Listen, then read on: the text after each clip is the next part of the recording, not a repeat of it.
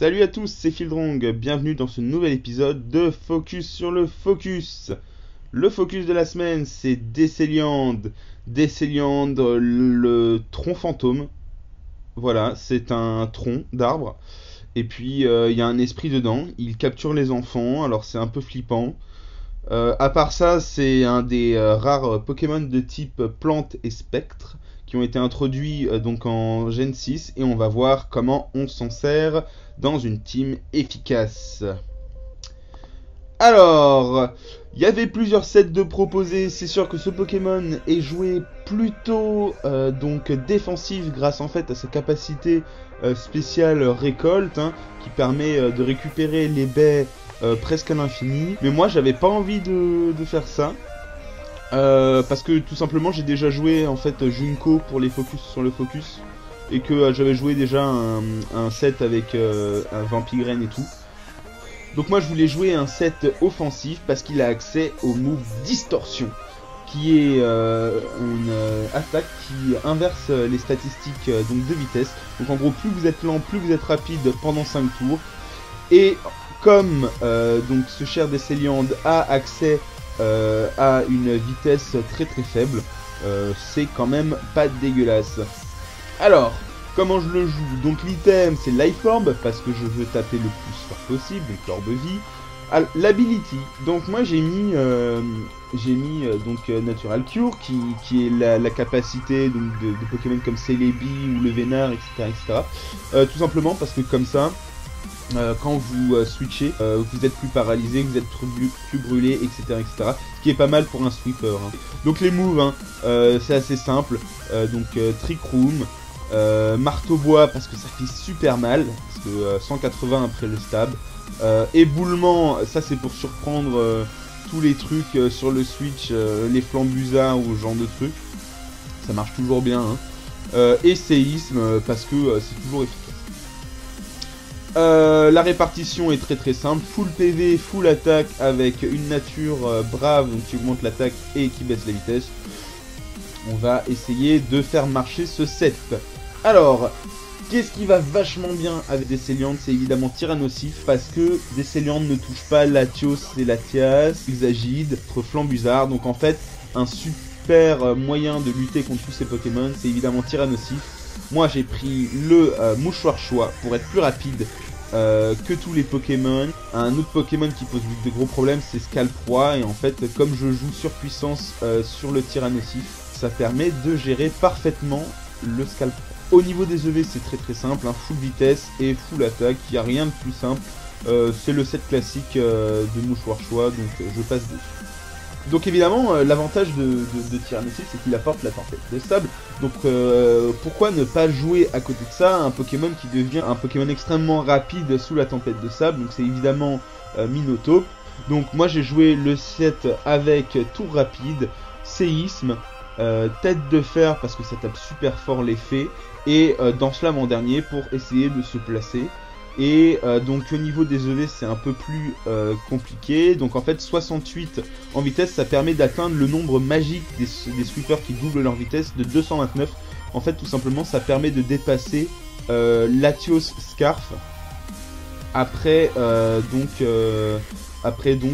boost en fait. Donc du coup vous êtes plus rapide que tout en dessous d'un Latios Scarf, ce qui est plutôt pas mal. Et ensuite du coup il a pas mal de PV qui lui permet d'être quand même assez bulky. Ensuite, moi je voulais jouer Tornadus, donc ce cher Tornadus T, qui était extrêmement populaire en 5G, qui a même été banni en Uber, mais maintenant la pluie elle est beaucoup moins efficace. Mais il fait un très très bon pivot physique, donc avec surpuissance, sabotage et demi-tour, parce que c'est des super moves de la mort. Et puis en dernier, on prend donc Lame d'air qui fait super mal. Même si je suis pas investi en attaque spéciale, je veux pas sweeper en fait, je veux juste ennuyer.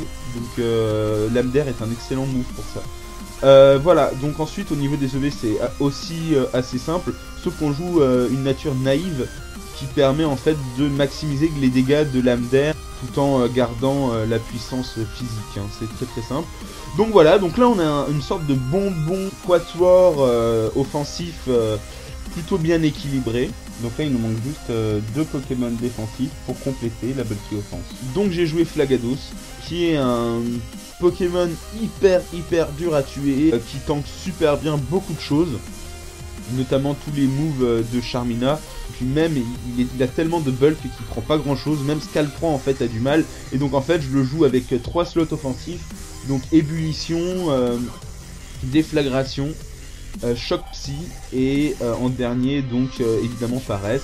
Donc full défense, full attaque avec quelques petits EV en attaque spé, et en fait Régénérateur rend ce Pokémon vraiment très efficace sur la durée, qui est très difficile à tuer quand vous le jouez bien. Et en dernier, un truc qui va très bien avec ce cher Flagados, c'est évidemment Etran. Etran qui est un Pokémon qu'on voit très souvent en Overused, hein, vous avez vu que je l'utilise souvent. Toujours le set, mon set préféré, hein, le set défense spéciale, donc je vous le présente plus. Hein. Piège de roc, abri, ébullislave et toxique. Et voilà, c'est tout pour la team. Je vous retrouve tout de suite pour le match. Voilà, on se retrouve avec cette team. Alors, pour ceux qui connaissent le ladder, hein, je joue contre un des meilleurs joueurs actuels donc de l'Overused sur Showdown. Donc c'est You Got Slowbro, qui joue une team extrêmement solide de Bulky Offense. Puis là, j'étais un peu en mode désespéré de tomber sur lui avec une team un peu spécifique que je jouais pas depuis très longtemps en plus. Et on va voir comment ça se passe. C'est un match assez épique. Accrochez vos ceintures, il y a beaucoup de double switch et de prédictions, et on va partir tout de suite. Donc moi je lead avec mon Etran, toujours pour poser les rocks. Évidemment il a son Terrakium. Alors je sais que son Terrakium est mouchoir choix parce que sa team est très solide, mais elle est super connue parce qu'il est dans les top ladders avec ça. Donc je savais exactement que je ne risquais rien. Il me balance son Mélodelph. En fait, je pense qu'il prédisait que je balance soit mon Minotape, soit mon Décéliande. Et en fait, du coup, je pensais qu'il allait faire lance-flamme, ce que je fais. Donc là, je refais le truc parce que j'ai Flash Fire. Il sait qu'il peut pas m'abîmer, il pourra pas placer donc ses plénitudes. Donc je continue à bourriner dessus. Hein. Voilà, on reste le plus longtemps. En fait, il faut essayer de péter sa team, de casser un de ses Pokémon défensifs, et ça passe beaucoup mieux. Donc voilà, il me ramène son Flagados, et moi j'ai plus toxique, donc c'est très bien, je peux switch out maintenant, et je balance justement mon cher Minotape, alors que je prévoyais donc qu'il balance justement son Etran, étant donné que mon Etran ne touche pas son propre Etran, et qu'il aurait donc pu placer les pièges de roc. Là, regardez les dégâts que je fais à Cisaiox, et c'est un Cisaiox complètement défensif, et regardez la différence de dommages entre avant la méga évolution et après la méga évolution. C'est quand même assez impressionnant. Donc là j'ai un peu merdé parce que en fait je place une danse-lame et je fais séisme. Donc lui évidemment c'est très facile de prévoir ça avec son Latios qui est Scarf, et il me refile le Choice Scarf. Donc ça j'étais un peu embêté. Mais en même temps je me débarrasse de son Latios directement. Hein. Donc là évidemment il va replacer son Etran, ce qui est tout à fait logique parce que je ne le touche pas maintenant que je suis mouchoir choix et que j'ai donc bloqué mon Pokémon sur l'attaque tête de fer. Et là je place ce cerf Jasper, il me toxique, j'avais oublié qu'il avait toxique, ça m'a un peu emmerdé, mais en même temps voilà, il faut que lui, alors son Etran est très solide, il faut l'abîmer en fait. Il a abri, c'est le même set que moi. Hein. Il est super chiant à gérer. Hein. J'utilise le même, donc du coup je le sais. Et voilà. Donc là, évidemment, il va placer, ça me semble assez évident, son Cisaiox. Moi, je veux pas non plus. J'ai vraiment envie de me débarrasser de cet Etran. Donc, je fais surpuissance. Vous voyez comme c'est utile hein, le move abri. Et puis là, je replace mon Minotape parce que je sais qu'il peut pas toucher en fait mon Minotape avec son Cisaiox. Et puis là, je peux placer ma tour rapide assez facilement. Encore une fois, regardez, à chaque fois, il me place son Flagados, hein, évidemment. Parce que son Flagados, même si je spam séisme, il va rien prendre tellement il est costaud.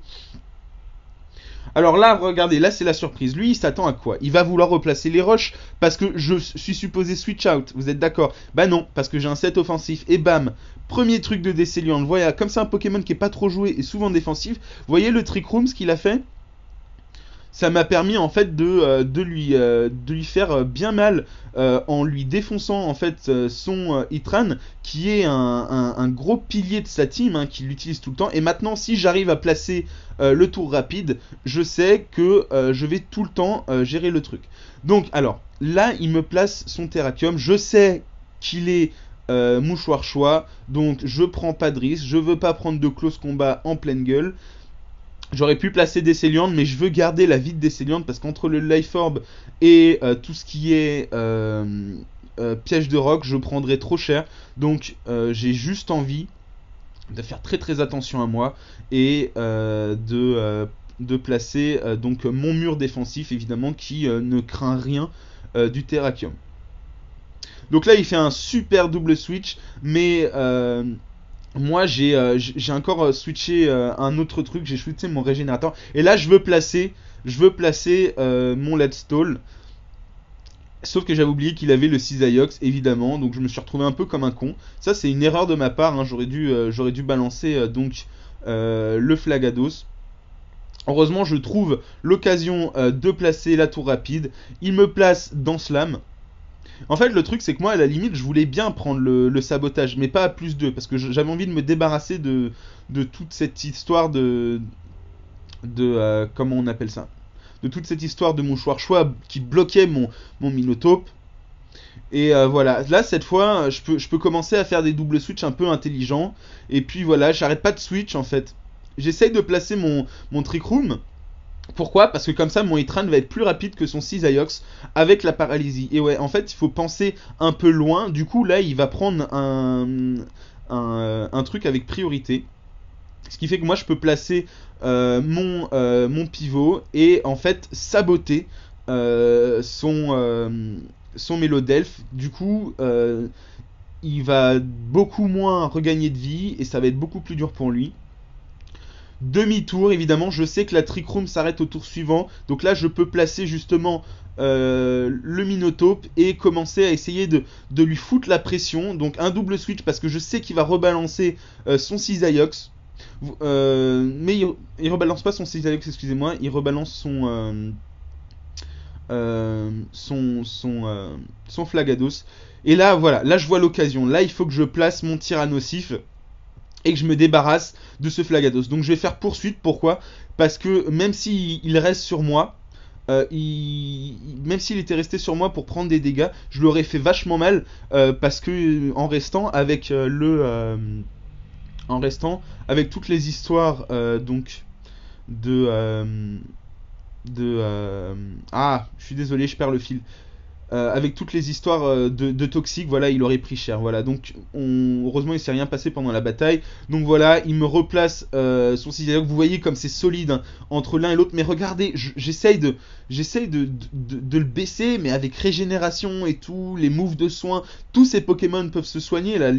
Ces Pokémon défensifs qui restent, ils peuvent tous se soigner. Donc c'est vraiment que des doubles switch. C'est un match très très chaud. Et là en fait, qu'est-ce que j'essaye de faire? J'essaye de placer une lame de roc. Parce que je sais que ça va lui infliger plus de la moitié de sa vie. Et en fait, le truc, c'est que j'y arrive pas. Une paralysie, deux paralysies, trois paralysies. Et je peux pas me permettre de switch. Parce que s'il me prédit, je vais prendre très très cher. Il est à plus 1. Donc voilà, là, j'ai perdu mon Tyrannosif sur deux paralysies. Sinon, en fait, il aurait été obligé de se soigner. J'aurais pu passer mon Minotape sur le switch pour justement faire tête de fer.